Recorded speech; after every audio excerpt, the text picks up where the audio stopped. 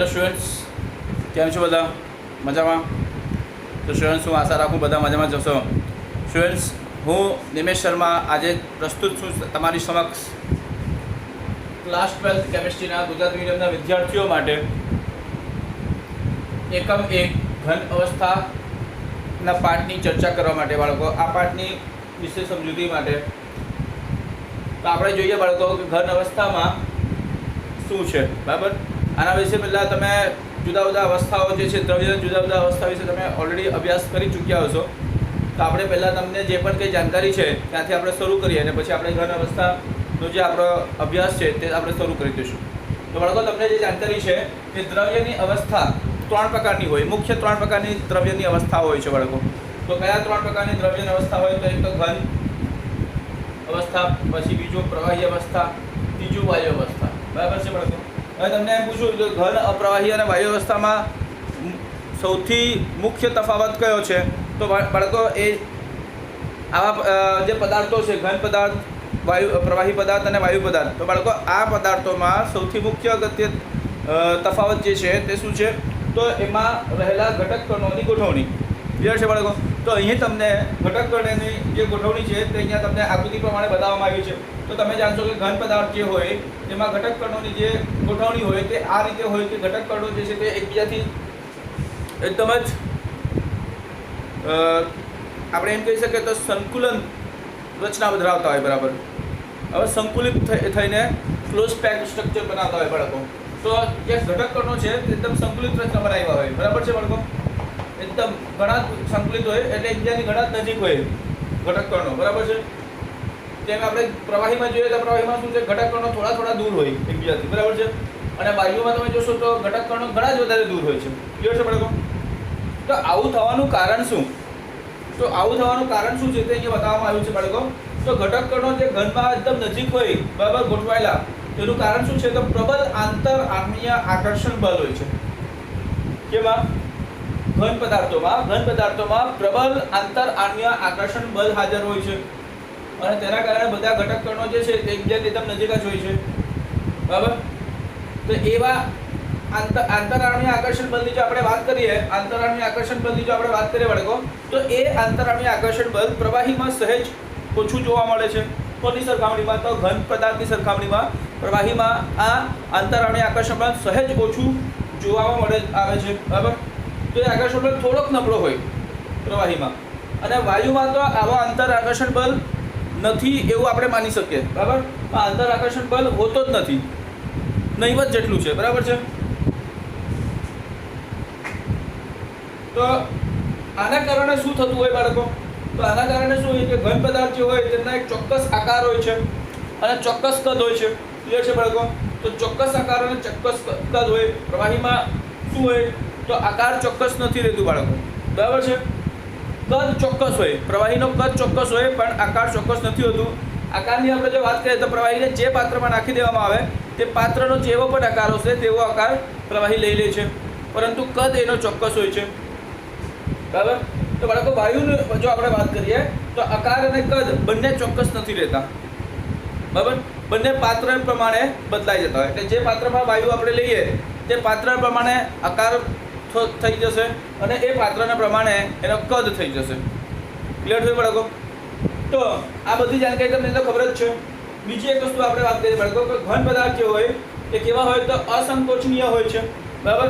એટલે સંકોચન થતું નથી. કેમ? તો બધા ઘટક કણો એમાં જ પહેલાંથી બધા એકદમ જટિલ રીતે, બરાબર, એકબીજાની નજીક ઓલરેડી એમાં શું છે કે એકબીજાની નજીક સંકુચિત રીતે સંકુલન રચના ધરાવતા જે ગોઠવણી કર્યા હોય. બરાબર? તે સંકોચિત થતું જ નથી. પાછા પ્રવાહીની વાત કર્યું તો એ પણ અસંકોચનીય જ છે. એટલે ઘન પદાર્થો અને પ્રવાહી પદાર્થો આ બંને કેવા છે? અસંકોચનીય છે, અદબનીય છે. બરાબર? પરંતુ આપણે વાયુની વાત કરીએ તો વાયુ શું છે? તો એ દબનીયતાનો ગુણ ધરાવે છે. એટલે આપણે વાયુને દબાવીને કમ્પ્રેસ કરી શકીએ છીએ બાળકો. તો તમે કદાચ સાંભળ્યા હોય, સીએનજી વિશે તમને ખબર જ હોય. બરાબર છે? કમ્પ્રેસ નેચરલ ગેસ બોલવામાં આવે એને. એટલે જે પ્રાકૃતિક ગેસ હોય, નેચરલ ગેસ જે હોય તેને કમ્પ્રેસ કરવામાં આવે, તેને દબાઈને એને નાના કદમાં એનું કદ ઓછું કરી દેવામાં આવે છે. ક્લિયર છે બાળકો?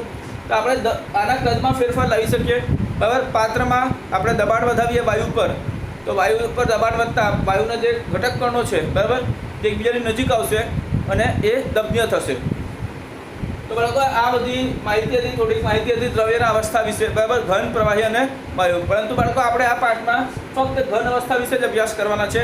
એટલે આપણે આ બંનેની જે અભ્યાસ છે તે અહીંયા આપણે સીમિત છોડી દઈએ અને આપણે ઘન પદાર્થ જે છે, ઘન અવસ્થા જે છે બરાબર, તેનો અભ્યાસને આપણે આખા પાઠ દરમિયાન ડિટેલમાં એકદમ લઈ જવાના છે બાળકો. તો ચાલો આપણે જોઈએ ઘન અવસ્થા વિશે.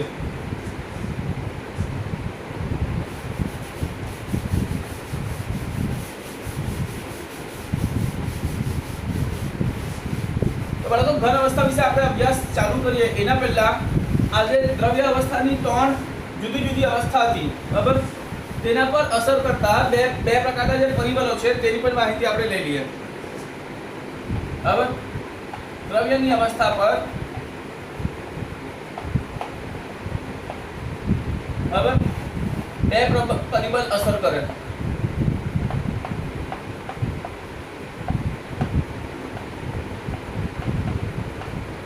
તો બાળકો કયા બે પરિબળ અસર કરે? તો બે પરિબળ જે અસર કરે તેમાંથી પહેલો શું છે? આંતરાણુય આકર્ષણ બળ.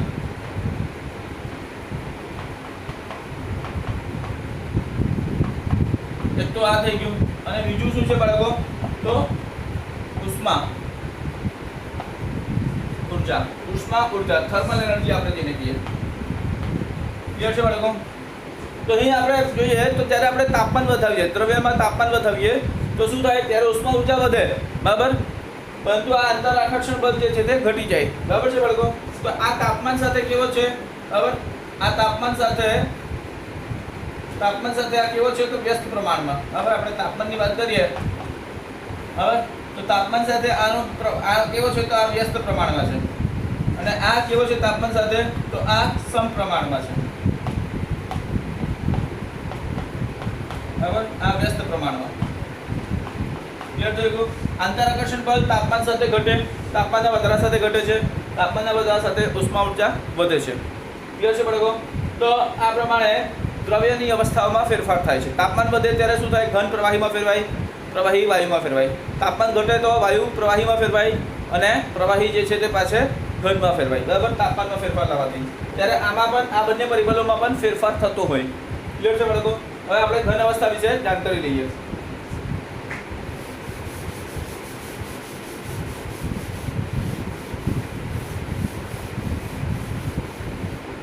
તો બાળકો ઘન અવસ્થા તમે જાણશો કે ઘન અવસ્થા જે છે, ઘન જે છે તે બે પ્રકારના હોય છે. ઘન પદાર્થો કેટલા પ્રકારના હોય? તો ઘન પદાર્થો બાળકો બે પ્રકારના ઘન પદાર્થ હોય છે બરાબર છે. કયા બે પ્રકારના ઘન પદાર્થ? એક સ્ફટિકમય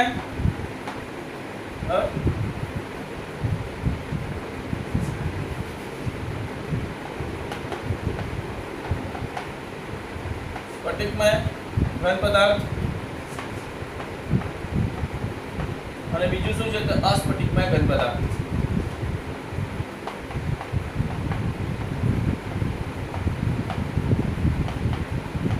ક્લિયર છે બાળકો? સ્ફટિકમય ઘન પદાર્થ અને અસ્ફટિકમય ઘન પદાર્થ. ઇંગ્લિશમાં આને શું કહેવાય બાળકો? સ્ફટિકમય ઘન પદાર્થને ક્રિસ્ટલાઇન સોલિડ.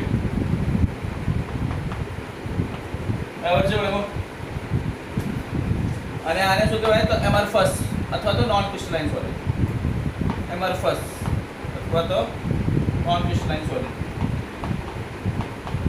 તો બાળકો આપણે સ્ફટિકમય ઘન પદાર્થ અને અસ્ફટિકમય ઘન પદાર્થ જે છે તે બંને વચ્ચે તફાવત શું છે તે આપણે જોઈ લઈએ. તફાવતના મુદ્દા આપણે જોવાના છે સ્ફટિકમય અને અસ્ફટિકમય ઘન પદાર્થો વચ્ચે.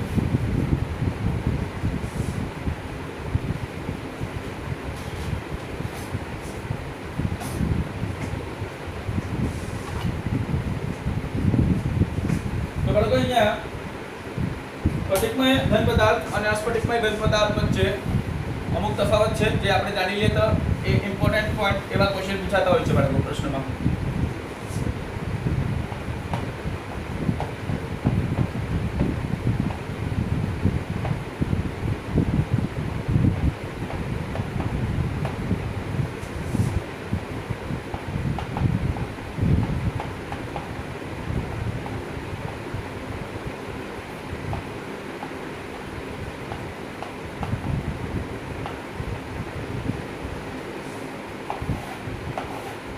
પહેલો પોઈન્ટની વાત કરીએ બંનેમાં, બરાબર છે.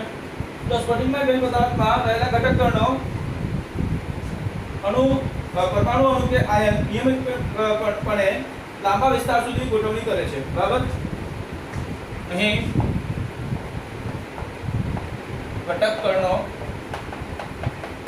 હવે અહીં ઘટક કણો, બરાબર. ઘટક કણોમાં કયા તો પરમાણુ હોય, બરાબર, પરમાણુ હોય કે અણુ હોય કે આયન હોય, બરાબર.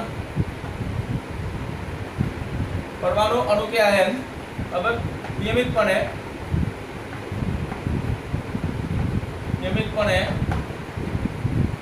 લાંબા વિસ્તાર સુધી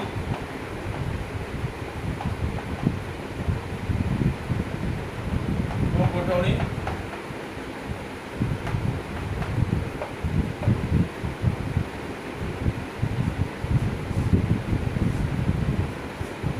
લાંબા વિસ્તારનો ગોઠવણી હોય છે, બરાબર.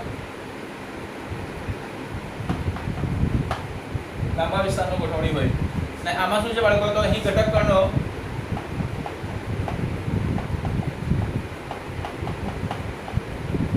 જેવા કે પરમાણુ, અણુ, પરમાણુ અથવા તો અણુ કે આયન ટૂંકા વિસ્તાર નો ગોઠવણી હોય છે.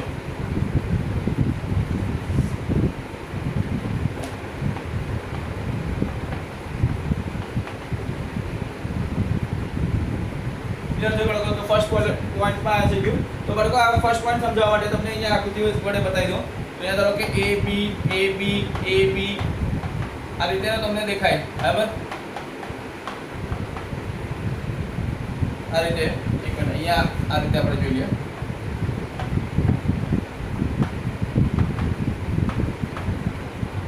આમ પણ ab છે ને આમ પણ ab છે.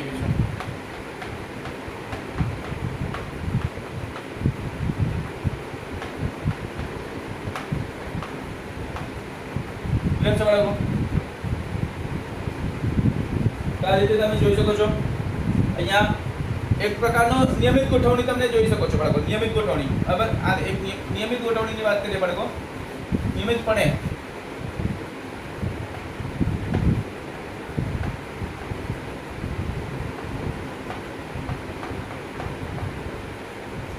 નિયમિતપણે લાંબા વિસ્તારનો ગોઠવણી છે. હવે અહીંયા આપણે જોઈએ તો નિયમિતપણે લાંબા વિસ્તારનો ગોઠવણી નહીં હશે, બરાબર. તો અહીંયા આ રીતે આપણે જોઈ શકીએ, આ રીતેનું.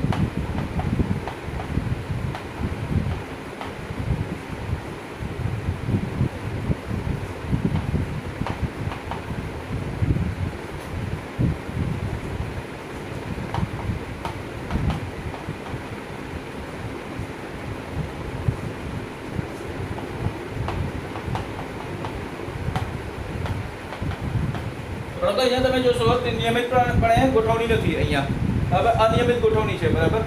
તો અહીંયા જે પણ ગોઠવણી દેખાતું છે તે લાંબા વિસ્તાર સુધી નથી રહેતું. ક્લિયર છે બાળકો? તો ફર્સ્ટ પોઈન્ટ આ છે. પછી સેકન્ડ પોઈન્ટની વાત કરીએ આપણે.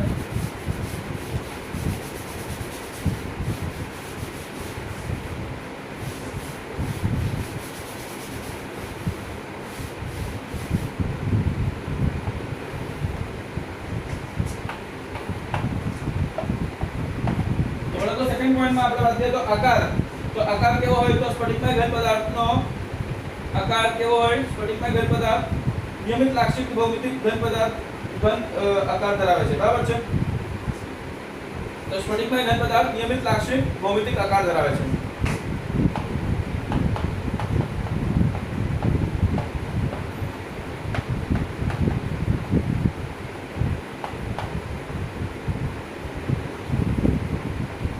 નિયમિત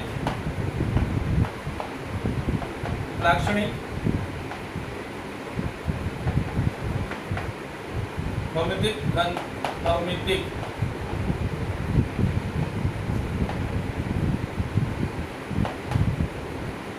આકાર ધરાવે છે, બરાબર.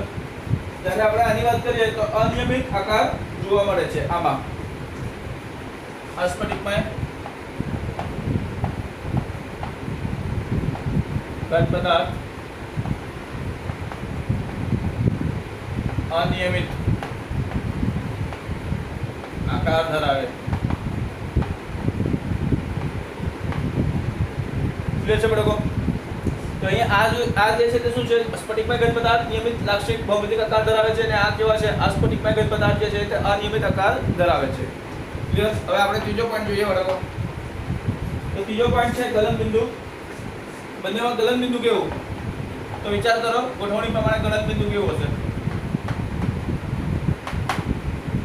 બાળકો અહીંયા તમે જોશો તો ચોક્કસ આમાં ચોક્કસ અને લાક્ષણિક તાપમાને પીગળે.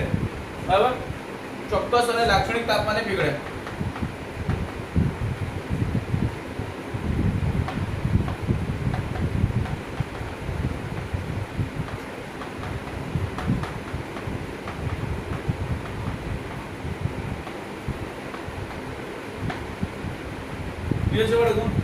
ચોક્કસ અને લાક્ષણિક તાપમાને પીગળે છે. અહીંયાની આપણે વાત કરીએ તો શું થશે કે તાપમાનના લાંબા ગાળા વિસ્તાર સુધી પીગળે છે. બરાબર? તરત જ નથી પીગળતા. આમાં તાપમાનના લાંબા ગાળા વિસ્તાર સુધી પીગળે છે. અહીંયા આપણે ગલન બિંદુની વાત કરીએ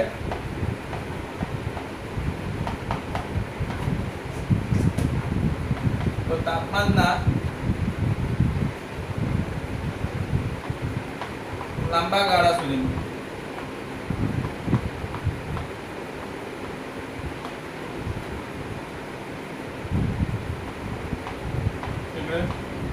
તરત નથી પીગળતું. બરાબર? તરત નથી પીગળતું.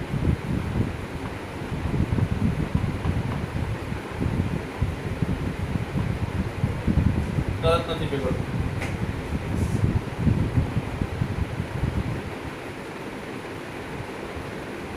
તો બાળકો આના હું તમને ઉદાહરણ આપું. સ્ફટિકમય ઘન પદાર્થ તો ઘણા બધા ધાતુઓ હોય ને બધા બરાબર જે ચોક્કસ ગોઠવણી ધરાવતા હોય, બરાબર નિયમિત ગોઠવણી ધરાવતા હોય તે હોય.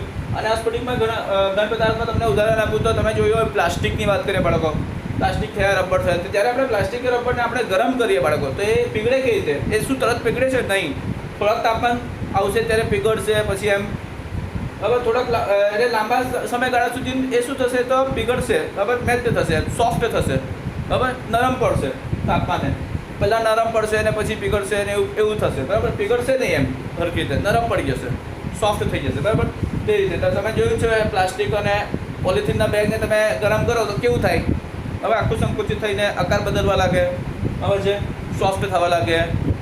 તો એ રીતે તમે ઇમેજિન કરી શકો, એટલે કલ્પના કરી શકો તો તમને ખબર પડશે કે આ સ્ફટિકમય ઘન પદાર્થનું ગલન બિંદુ કેવું હોય તો ચોક્કસ નથી રહેતું. કહેવાનો મતલબ એવું છે. બાળકો નેક્સ્ટ ચોથો પોઈન્ટ છે તે શું છે તો ચિરાડ.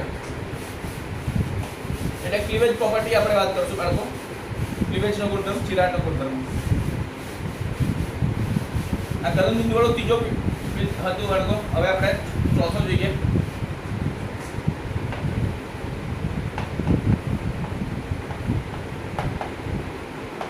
ચિરાડ. ચિરાડ વિશે આપણે શું કહીશું અહીંયા?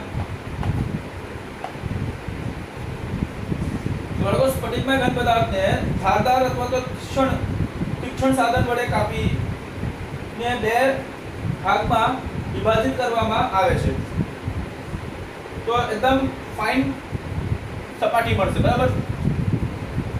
લીસી સપાટી આમાં મળશે. બરાબર છે? આ પદાર્થને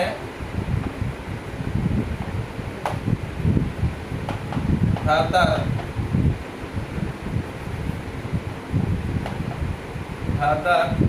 અને તીક્ષ્ણ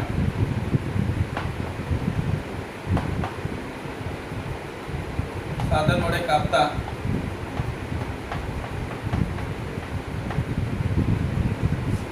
ખૂબ જ લીસી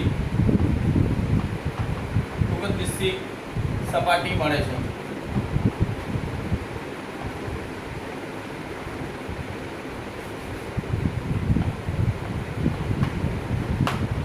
આમાં એવું નથી થતું બાળકો. આમાં આપણે કાપીએ તો ખરેખર ઉચાળવાળી સપાટી મળશે. આ પદાર્થને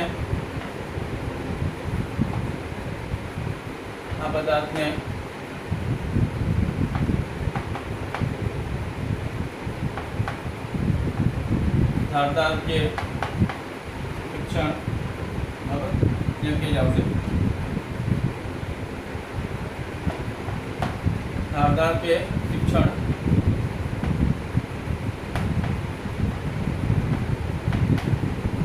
સાધન વડે કાપીએ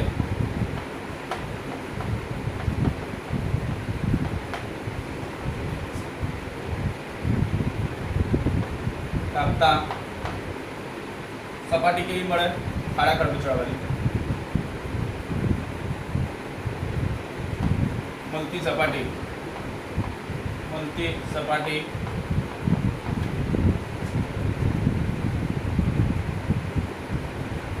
લીસી નથી હોતી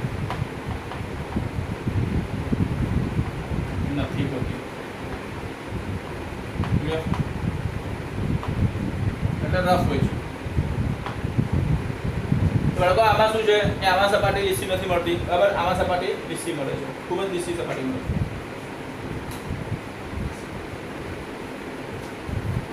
પછી બાળકો તમે જોશો તો ગલન ઉષ્માની વાત કરીએ આપણે, બરાબર, તો નિશ્ચિત અને ચોક્કસ ગલન ઉષ્મા ધરાવે છે આ, અને આમાં આપણે કહીએ તો નિશ્ચિત નથી.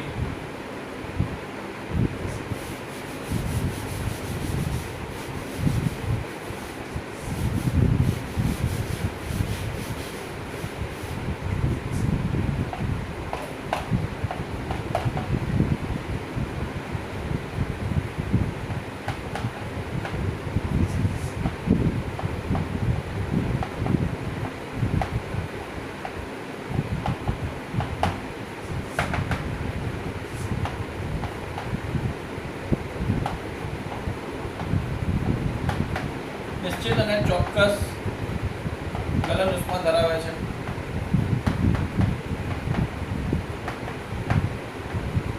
બરાબર, અહીં નિશ્ચિત કે ચોક્કસ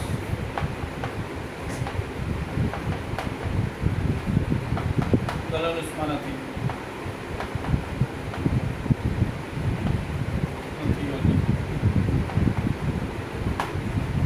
તો અહીંયા તમે જોશો ગલન ઉષ્માની વાત કરીએ તો નિશ્ચિત કે અને ચોક્કસ ગલન ઉષ્મા ધરાવે છે. અહીંયા નિશ્ચિત કે ચોક્કસ ગલન ઉષ્મા હોતી નથી હોતી, બરાબર છે બાળકો.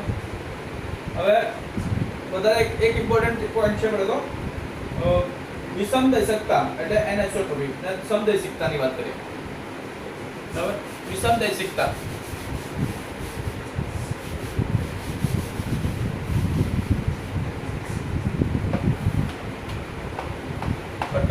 પોઈન્ટ છે બાળકો, વિષમદૈશિકતા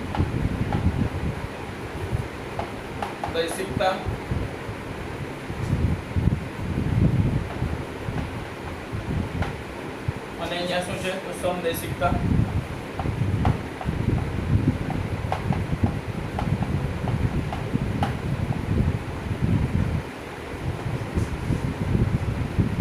તો બાળકો વિષમદૈશિકતાની વાત કરીએ ત્યારે સ્ફટિકમાં આ ઘન પદાર્થ જે છે તે પ્રકાશની વિદ્યુત પ્રવાહ પસાર કરવામાં આવે ત્યારે તેના ગુણધર્મ જેવા યાંત્રિક મજબૂતાઈ, વક્રીભવનાંક, વિદ્યુત અવરોધ જુદી જુદી દિશામાં જુદી જુદા મળે છે, બરાબર છે બાળકો. તો આવા પદાર્થમાં પ્રકાશની વિદ્યુત પ્રવાહ પસાર કરવાથી શું થાય તે જોજો બાળકો. આવા પદાર્થમાં પ્રકાશ કે વિદ્યુત પ્રવાહ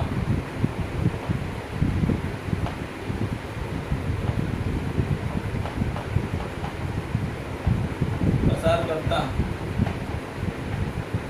શું થાય? વિદ્યુત પ્રવાહ પસાર કરતા શું થશે?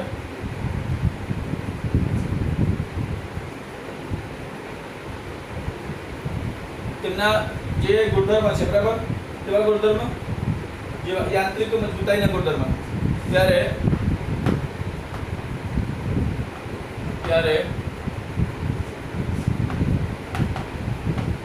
એમના ગુણધર્મ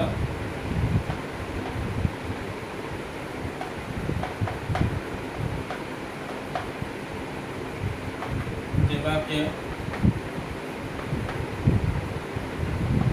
યાંત્રિક મજબૂતાઈ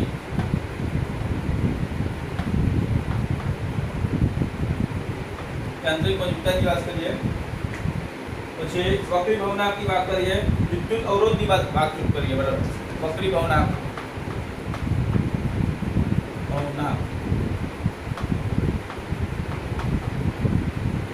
બરાબર. વક્રી ભવનાક, વિદ્યુત અવરોધ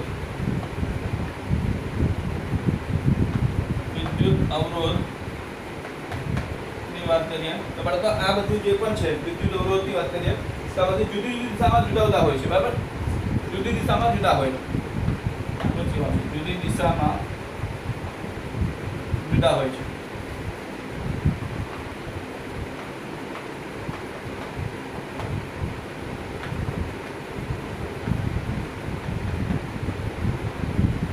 જશે બાળકો, જુદી દિશામાં જુદા હોય છે. આમાં આપણે વાત કરીએ બાળકો તો આમાં શું થશે, કોઈ પણ દિશાથી તમે માપો, બરાબર, એક સરખું જ રહેશે. તો બાળકો આમાં તમને બતાવી દઉં કે આવા પદાર્થમાં હવે પ્રકાશ કે વિદ્યુત પ્રવાહ પસાર કરતા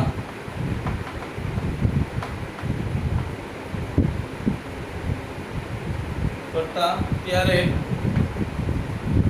તેમના ગુણધર્મ જેવા કે યાંત્રિક મજબૂતાઈ, પછી વિદ્યુત અવરોધ, પછી વક્રી ભવનાક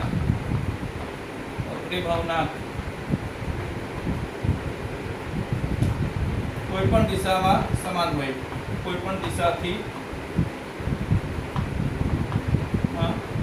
સમાન આવે.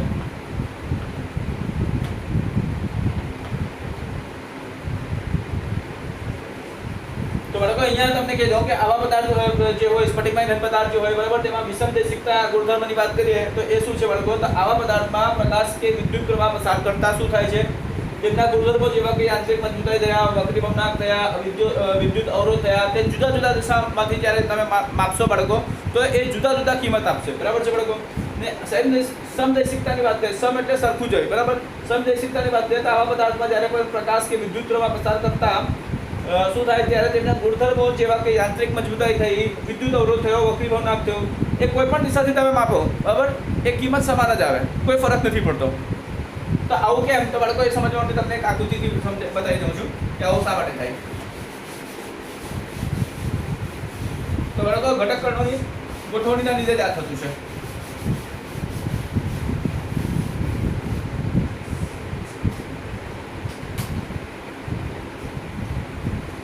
તો બાળકો અહીંયા ઘટક કણોની એકવાર હું ફરીથી ગોઠવણી બતાવી દઉં. AB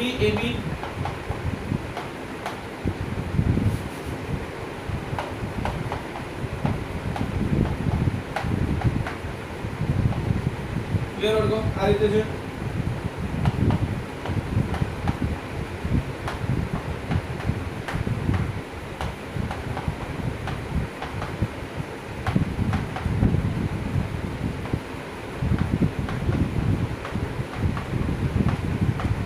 આ રીતે છે, બરાબર છે.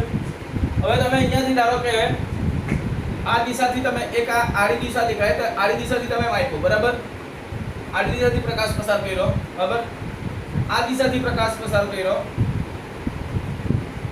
આ દિશાથી પ્રકાશ પસાર કર્યો.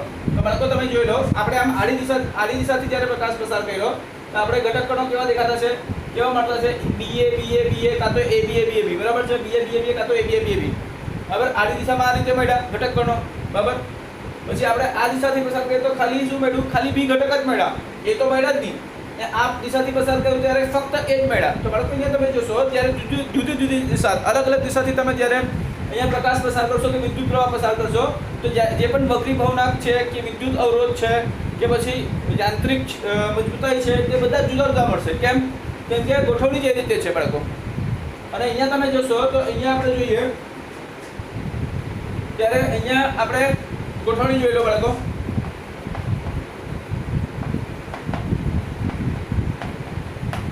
આ રીતેની ગોઠવણી હોય ગઈ, બરાબર.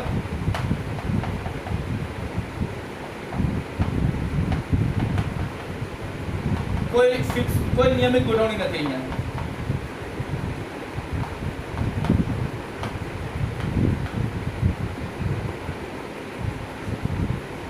તો બાળકો અહીંયા જો તમે જોશો કે એક આપણે ધારો કે અહીંયાથી આપણે પસાર કર્યું, બરાબર.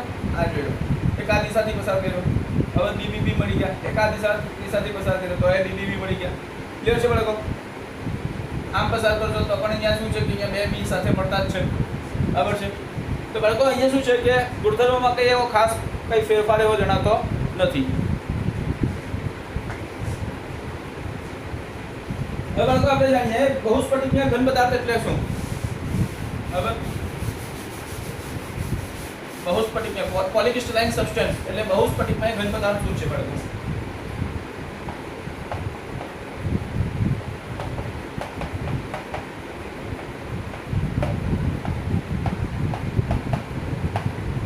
તો આની વાત કરી લઈએ બાળકો. બહુસ્ફટિકીય ઘન પદાર્થ તો તમે જાણશો બાળકો કે દેખીતી રીતે પદાર્થ સ્ફટિકમય અસ્ફટિકમય હોય પરંતુ તેની અતિ સૂક્ષ્મ રચના એ સ્ફટિકમય હોય છે, બરાબર.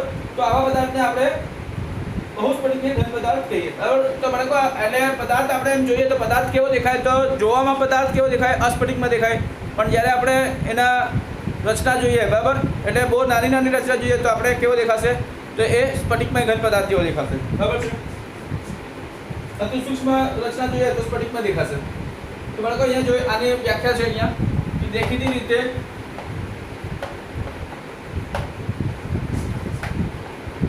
પદાર્થ અસ્ફટિકમય લાગે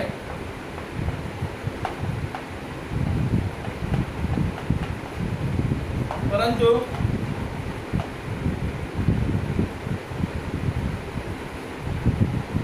તે અતિ સૂક્ષ્મ રીતે અવલોકન કરતા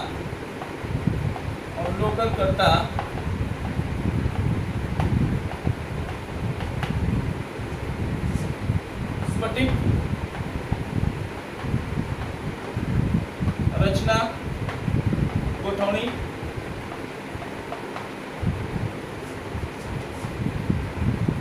માલુમ પડે.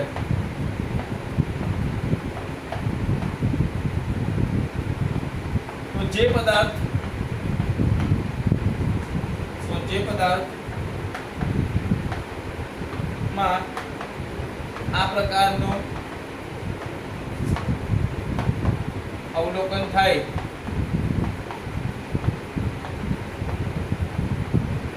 તેને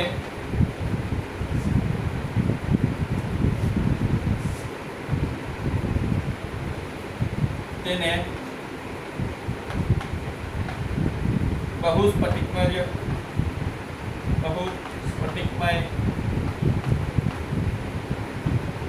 ઘન પદાર્થ કહે છે.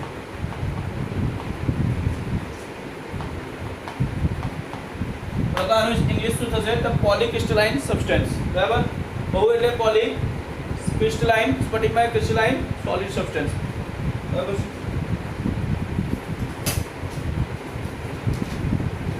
હવે બાળકો આપણે કન્ટિન્યુ કરીએ. સ્ફટિકમય અને અસ્ફટિકમય ઘન પદાર્થો જે છે, બરાબર, સ્ફટિકમય અને અસ્ફટિકમય ઘન પદાર્થો જે છે તેનો તફાવત આપણે કન્ટિન્યુ કરીએ તો આપણે 6 પોઈન્ટ કમ્પ્લીટ કરી નાખ્યું બાળકો. હવે 7 પોઈન્ટ જોઈ લઈએ.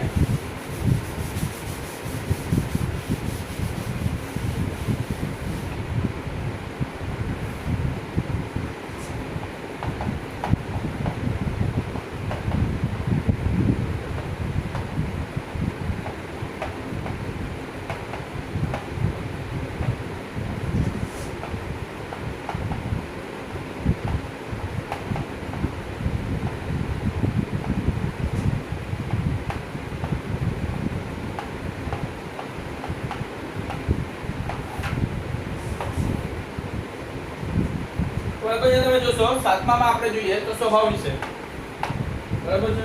તો બાળકો સ્વભાવ કેવો હોય આનો, તો સાચા ઘન છે અને પ્રાકૃતિક ચોક્કસ આકાર છે.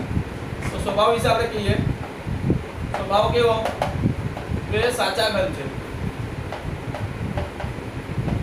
સ્વભાવ કેવો છે સાચા ઘન, બરાબર, સ્વભાવ કેવો સાચા ઘન, અને બીજું શું તો પ્રાકૃતિક, સાચા ઘન છે, પ્રાકૃતિક ચોક્કસ આકાર ધરાવે છે.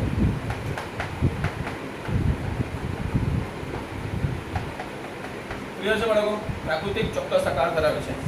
અહીંયા આપણે વાત કરીએ તો અહીંયા સ્વભાવ કેવો છે બાળકો? સ્વભાવની આપણે વાત કરીએ તો બાળકો આ સાચો ઘન છે જ નહીં, આ કેવો છે આભાસી ઘન છે, આભાસી,